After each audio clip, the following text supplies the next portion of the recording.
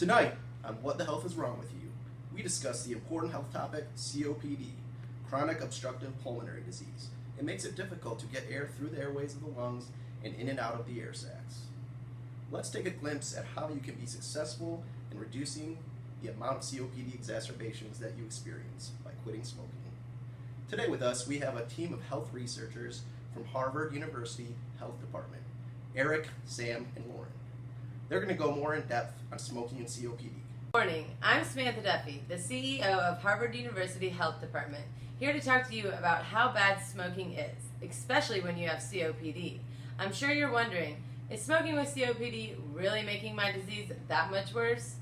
Absolutely. Smoking is a trigger for COPD flare-ups due to the damage your cigarettes cause to your lungs and airways.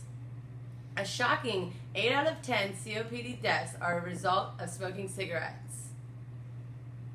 Smoking is a major risk factor for developing COPD, with around 90% of deaths from COPD being attributed to cigarette smoking.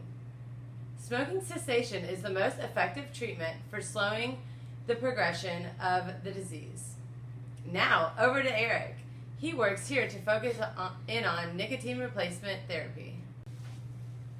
Hey, so I'm sure you're wondering, how do I stop smoking? Do you like to chew gum? Well, there's nicotine gum to help you get your fix. There are patches to curb your craving. There are also nicotine lozenges, nose spray, and inhalers, like this one. In order to have the best chance at quitting smoking, more than one type of nicotine replacement can be used at the same time.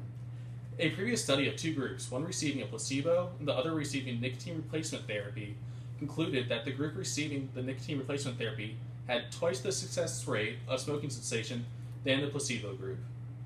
Nicotine replacement therapy shouldn't be the only way to try and stop smoking. According to the National Guidelines Clearinghouse, patients with COPD should partake in smoking counseling and find other ways to stop their craving. Now over to Lauren, the head of psychological therapy department, to discuss individual therapies and self-help materials, as well as support groups right around your neighborhood. Over to you, Lauren.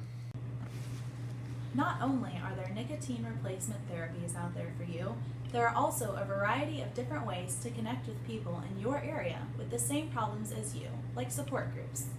Group therapy not for you? Try some self-help materials or individual counseling. Hi, I'm Lauren First, the head of the Psychological Therapy Department, here to inform you on how to stop that terrible habit of yours and get in control of your COPD. Kentucky offers a variety of individual and/or community-based support groups, all found on louisvilleky.gov, health and wellness website. All you have to do is sign up and try out a meeting and see if it's for you.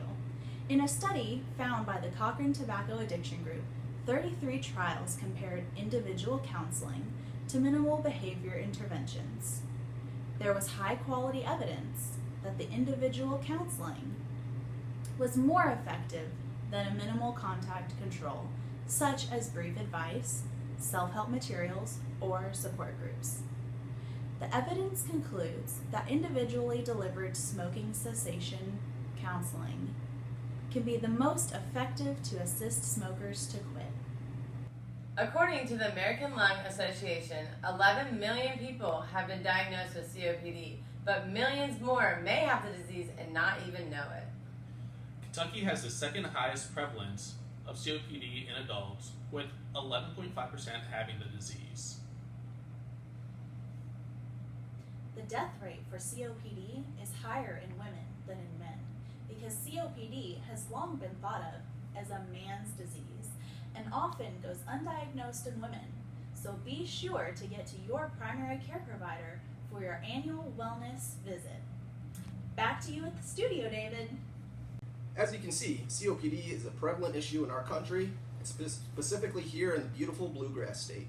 Remember, every 4 minutes an individual dies from COPD. Don't let that be you. Signing off, this is David Pfeiffer for What the Health is Wrong with You.